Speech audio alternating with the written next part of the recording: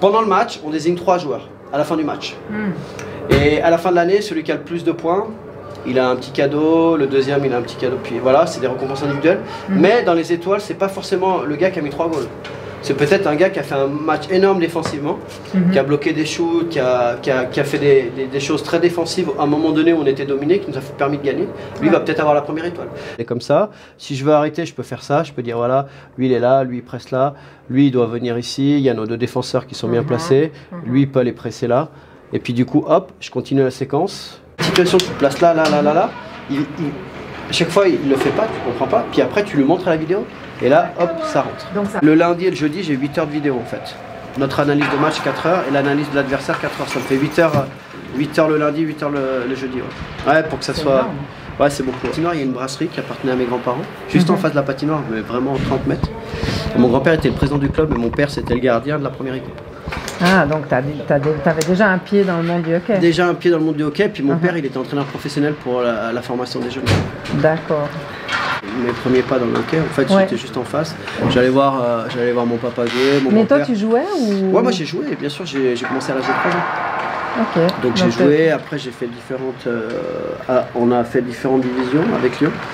Et ensuite, après, moi je suis parti à Paris. Moi j'ai tout de suite été j'ai aidé mon papa quand j'avais 14 ans à entraîner.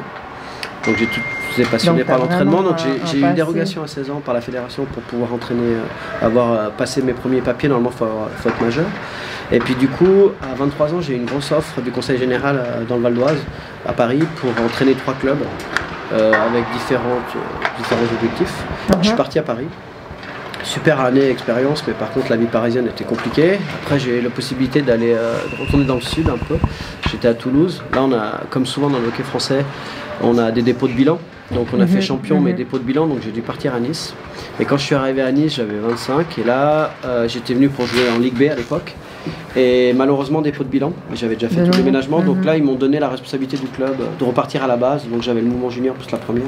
Puis là j'ai pu faire mes armes, ce qui était un peu compliqué parce que j'étais joueur. Là quel âge? J'avais 25 ans, mais comme pour des raisons de budget, c'est des joueurs entraîneurs.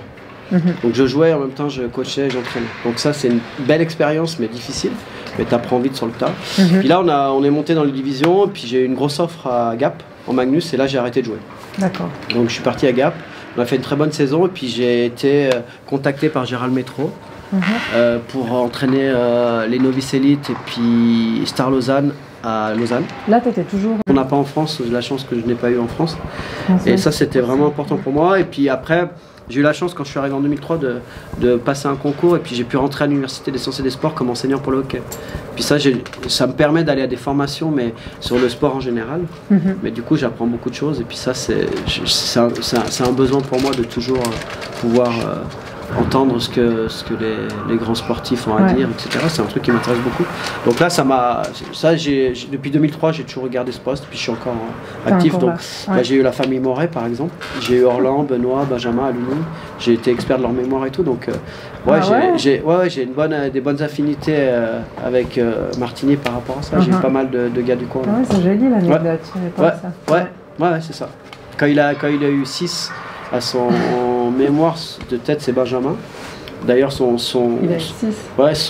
mémoire, quand tu as 6, il est à la bibliothèque et tu peux le consulter en fait. Venir en Suisse avec la passion du hockey. Et puis, ce qu'il faut savoir, c'est qu'en France, c'est le 37e sport, le hockey. Donc, c'est absolument pas médiatique et puis c'est vraiment compliqué à tous les niveaux, quoi. Tandis qu'en Suisse, pour moi culturellement c'est le sport numéro 1. Donc du coup à vrai dire j'ai un petit peu halluciné du niveau de jeu, des infrastructures. Et quand je suis venu faire les 3 entretiens, le 3e entretien, je me rappelle tout le temps, quand ils m'ont donné leur accord pour me signer, je suis rentré en France puis j'ai dit à mon épouse que avec ce que j'avais vu là, c'était compliqué pour moi de revenir en France et puis d'entraîner parce que j'aurais été tellement déçu par rapport aux possibilités qu'il y avait là. À Lausanne, il y avait 5 patinoires déjà. Je suis arrivé, ils m'ont présenté les 5 patinoires. Je dis 5 patinoires dans une ville, mais comment c'est possible? Et puis du coup, après, salle de force, puis la structure. Et puis j'ai eu la chance, quand je suis arrivé, d'entraîner avec Alpo Sionen, un Finlandais très connu, et puis André Komutov. Donc du coup, j'ai aussi appris, j'ai fait les formations suisses et tout. Ce que je veux dire, mais ce qui me plaît vraiment, c'est chaque jour est différent. C'est pas comme dans un bureau. Et puis la pression de résultat, c'est un truc qui m'anime, quoi. Ce serait difficile pour moi d'être dans un bureau avec des choses à faire, mais sans vraiment de pression.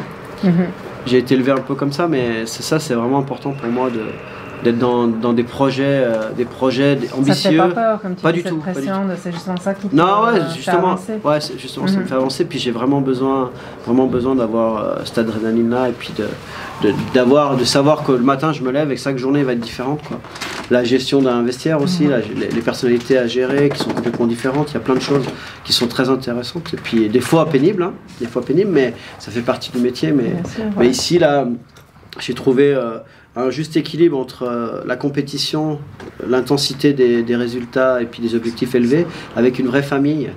Il y a les deux, il y a vraiment un état d'esprit, mais je connaissais beaucoup de joueurs déjà, mais vraiment le vestiaire il est vraiment très très bon là-dessus. Je pense qu'on a le meilleur vestiaire de MySports, et les résultats sont liés avec ça aussi quand même. Il y a du talent, mais il y a vraiment un état d'esprit, c'est des frères, et puis ça, moi je suis un affectif, donc c'est des fois difficile dans mon métier d'être affectif et à la fois compétiteur. C'est des fois il y a des courts-circuits par rapport à ça, mais de me retrouver, mais ça fait un équilibre, je pense. Ça fait un équilibre, mais de me retrouver à travers cette équipe, je le vis très bien, et du coup tu t'attaches aux joueurs. Ouais, je m'attache. C'est un défaut, ça. C'est un défaut, c'est que des fois je peux être joueur encore, c'est-à-dire que s'il y a un de mes joueurs qui prend un mauvais coup sur la glace, je peux avoir des mauvaises réactions.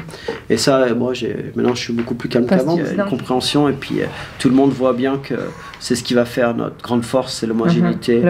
Et chaque ligne marque des goals, et quand il y a des lignes qui sont un peu moins bien un soir, qui sont pourtant des leaders, c'est peut-être notre quatrième bloc qui va faire des différences, puis ça, c'est une grande force. Et là, vous êtes bien parti pour les objectifs que tu as alors la première place, là, on a un match très important demain. Si on gagne demain, à la 11e journée, à la 12e journée, on aurait 12 points d'avance sur le deuxième. Donc là, on est... Tu t'y croyais? Tu t'aurais oui, évidemment. Alors ça, c'est très important. Quand tu es entraîneur et que tu fixes des objectifs, si tu n'y crois pas, ça se sent. Ça se voit. À un moment donné, ils vont le sentir, les joueurs. Donc non, c'est clair. Et mais que ça se passe si bien, tu l'avais prévu?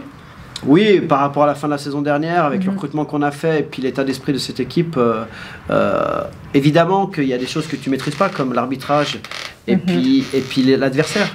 Mais on sait quand tu commences un match, tu sais que déjà tu as les forces en ta possession. Il y en a plein, il y a la constance durant nos matchs, parce que des fois on joue très très bien, on mène au score et puis après on fait vraiment n'importe quoi. Donc ça c'est aussi par rapport à la maturité de l'équipe. Donc ça c'est une maturité collective en fait. Donc ça, il y a ça à améliorer. Et ensuite à titre individuel, je pense qu'on peut aller chercher 15%.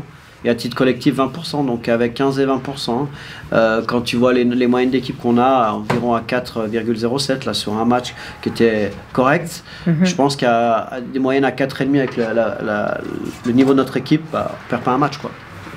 Donc, et puis la moyenne des moyennes, c'est quoi? La moyenne des moyennes, j'ai regardé hier, c'est 3,98 sur 6. Donc vous êtes toujours assez bon quand même. On est toujours bien, mais on n'a jamais eu un match à 5. Et à 4,5, si on a un match à 4,5, on ne perd pas un match. Je leur ai déjà dit, ils savent. Donc ça, mais ils savent ce qu'ils doivent faire pour avoir une moyenne à 4,5. Oui, la moyenne à 4,5, c'est justement le collectif. Ça veut dire qu'il faut que tout le monde fasse un match bien pour avoir au minimum 4. Puis tu en as des gars qui font 5. Un petit peu la meilleure note qu'on ait mis jusqu'à présent, c'est 5,5 pour un joueur.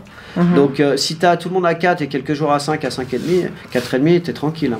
On est dans un projet, nous, plus à moyen terme. C'est-à-dire qu'on a un projet à court terme d'aller chercher la première place pour les playoffs, un projet à un peu plus long terme pour aller chercher la promotion, et surtout un projet à moyen terme pour avoir une équipe compétitive si on monte, avec des joueurs qui auront progressé tout au long de la saison. Moi je pense que si tout le monde est conscient de l'objectif demain, on peut mettre un grand coup dans la ligue au niveau mathématique. Donc si on arrive à faire ça, je pense que tout le monde joue à son niveau. On gagnera. Il n'y aura pas une différence énorme parce que c'est une très bonne équipe qui est difficile à manier chez eux, mais on arrive à emporter les 3 points et puis on va bien travailler ce soir, bien se préparer. L'entraîneur, les entraîneurs rentrent en ligne de compte. S'ils s'envolent, il faut qu'on coupe les ailes, quoi. Du coup, c'est comme ça que ça se passe, mais Mais le méchant, en fait dans les partages des tâches, lui il est plus dans l'individuel. On va discuter individuellement, mais informel un petit peu. Moi je suis plus à parler collectivement. Puis il est aussi très intelligent dans la relation humaine où il voit qu'il y a un joueur qui est en difficulté. Il fait un gros travail de l'ombre qu'on ne voit pas forcément, mais qui est très important et qui est très complémentaire. Et on s'est découvert l'année dernière en fait. On se connaissait, mais il était déjà là, moi quand je suis arrivé, et puis du coup on a vraiment une bonne affinité. Puis ça serait intéressant qu'ils disent comment tu es en tant qu'entraîneur. Oui, bien sûr, mais c'est vraiment, moi ce que je peux dire sur lui, c'est vraiment mon meilleur assistant. Parce qu'un bon assistant, c'est quelqu'un qui te dit souvent non. Et lui, il est capable souvent il n'y a pas de problème entre nous de me dire non ou de contester des décisions que je peux prendre. J'accepte complètement parce que vaut mieux être à deux que tout seul. Et puis surtout, il a des très bonnes analyses, donc il y a une grande confiance en nous. Et puis c'est important pour la collaboration. Tu peux appeler juste. Il faut nous dire comment il est, Laurent, en tant qu'entraîneur. Il est bon.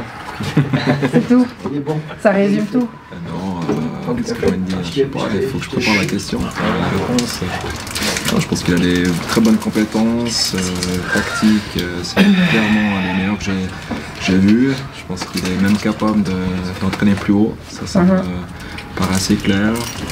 Après, c'est vrai qu'il est un peu sanguin par moment. Ah, il nous l'a dit, ça, ouais. Peut-être parfois, c'est bien que je sois là pour un petit peu le calmer. Pondéré. Surtout entre les tiers, on va dire.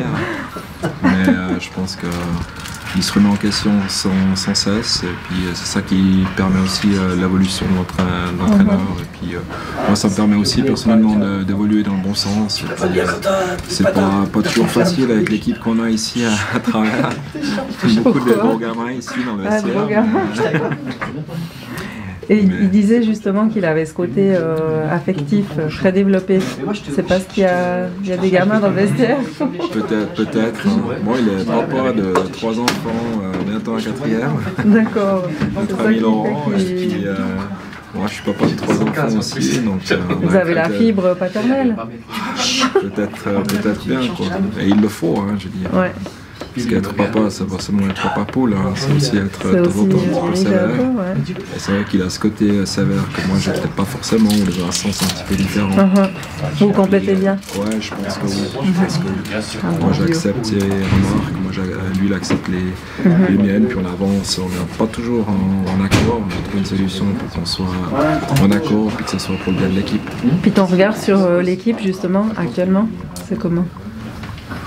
Je pense qu'on a encore une bonne marge de progression, surtout j'ai envie de dire au niveau collectif, parce qu'on a des individualités ici à travers qui sont bien au-dessus de la moyenne de notre niveau de jeu actuel. Par contre, je pense au niveau collectif ou tactique, je pense que là il y a encore vraiment des progrès à faire. Là, demain ça va être c'est un bon test, hein, mais il l'a déjà dit après le match contre Groningen, ils sont derrière nous à 9 points, donc on a quand même du retard sur lui. Je pense que c'est vraiment l'équipe. Si on fait un bon résultat, là, on peut clairement montrer à toute la Sports League qui c'est uniquement composé de Suisses allemands.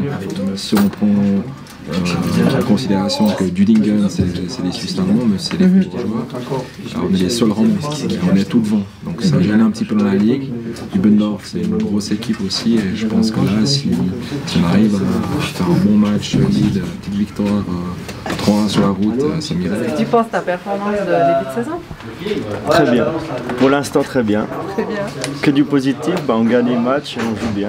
Et on marque beaucoup de goals, donc en tant qu'attaquant, c'est un peu l'objectif. T'en marques beaucoup alors? Non, malheureusement. Mais non, on a un bon effectif, puis on s'entend bien en dehors comme sur la glace, puis pour l'instant ça fait la différence. Donc c'est cool quoi. Donc aussi au niveau de la performance de l'équipe. Ouais, ça fait beaucoup des bons potes en dehors, parce que quand certains bossent jusqu'à tard le soir, tu dois te lever le matin, t'as pas toujours envie de venir au hockey. Mais quand t'as des potes, ça change un peu la donne. Et tu sais que tu vas rigoler de toute façon le soir avec les autres, donc on se marre bien, et puis pour l'instant ça se voit sur la glace, je pense. Et puis l'entraîneur, on a constaté qu'il aimait beaucoup les chiffres. Peut-être un peu trop des fois, mais non, c'est cool, c'est bien pour nous quoi, c'est professionnel. Mais on sait aussi rire, et puis il sait aussi le faire, donc on a un juste milieu, mais il sait aussi travailler, puis si on travaille bien, ben, on pourra rigoler un peu. Donc. Puis les moyennes là que vous avez, pareil, vous devez passer 20 minutes. Ouais, j'ai vu qu'on n'avait jamais eu la moyenne jusqu'à présent, mais comme à l'école, c'est un peu comme à l'école, mais bon. Non, c'est pas la raison, c'est 4 la moyenne. Vous n'avez pas des moyennes aussi individuelles? Ah, ça on les voit pas. Heureusement. Je pense que c'est mieux pour nous. Mais chacun les voit personnellement? Non, on voit que la moyenne d'équipe. D'accord. Je pense que c'est mieux pour nous, c'est pour ça, c'est un signe. Ça déprimerait certains? Ouais, je pense que ça déprimerait certains, ils seraient capables d'arrêter le hockey tout de suite. Là. Tu penses à quelqu'un? À moi. Déjà qu'il y a Patricia. Et Patricia, des fois. Sinon, l'entraîneur, il est comment? Ah, il est super, c'est vraiment une belle personne, que du positif. Lequel? Vous disiez lequel? Je sais pas si tu m'as dit l'autre soir. Non, alors, ils sont les deux super cool. Un qui est un peu plus méchant, comme vous dites. Un adjectif pour le définir. Lequel? Laurent, déjà. Petit.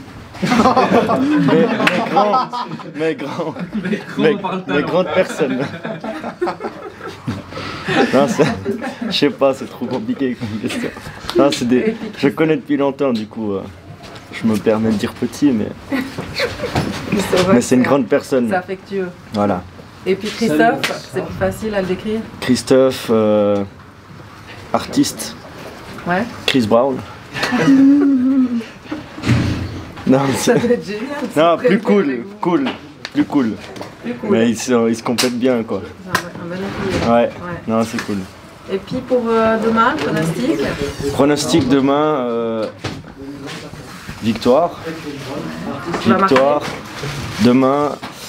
Attention, hein, je pense demain je marque. Tu t'engages à marquer? Je m'engage à marquer là. Il y a mon ami de la ligne là qui va me. Vous êtes témoin. Je pense qu'il va tout faire pour que je marque enfin mon premier but. Ah, c'était ça la question piège. J'ai pas encore marqué.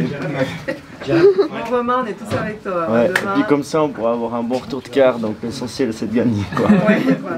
Si on veut pouvoir. Ouais. Ah, puis la pression, ouais, on la boit beaucoup au retour de quart. Merci Romain. Ciao. Ouais.